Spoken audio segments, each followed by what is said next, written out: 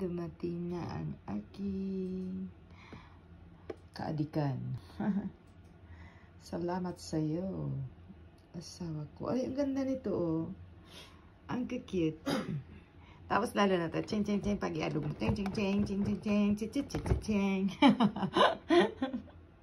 Ang cute. Yeah, ano pa hinihintay ko is ikakabit ko na siya sa aking baby tree. Tiyang.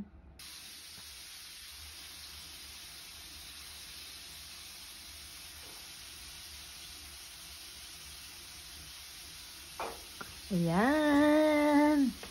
The final. Tapos na po ang aking Christmas tree baby. Paano siya? May set siya na. Ayan, may set siya na ganito. Kaso ayaw kong palitan yung pinaka-ano ko talaga. Matagal na kasi sa kamay ko to. Yan, naalog-alog pa yan. Diba? Ayaw ko siyang palitan. Ayan, nabuo na. Kompleto na. O, diba? Hey. Pati sa likod, nilagyan ko siya na mga abubot.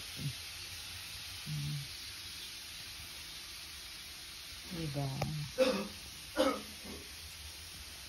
Aray ko. Diba? Ang ganda! My God! Ang daming nakasabit na bololoy. Pero ang tanong, kung may isasabit bang asawa ko dito na regalo.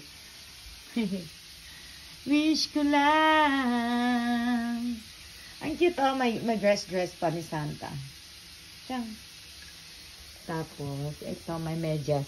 Kaso itong medyas masyadong maliit. Hindi kasya. Ang bariya lang yata kasya dito. Pero at least, cute siya. Ito, nailaw din siya. Switch natin, tingnan niya. O, diba? May sarili siyang mundo. May sarili siyang ilaw. Ito rin. Kagaya sa akin, may sarili akong mundo. Alright! I love it! Hi! Ito lang, masaya na ako. Binago ko kasi. Dati, ang Christmas tree ko is hindi ko binongga masyado. This time, I want to spend Christmas with my family kasi matagal kami hindi nakapag-Christmas dito sa bahay. Okay. Done. Sumakit balakang ko dito. Thank you.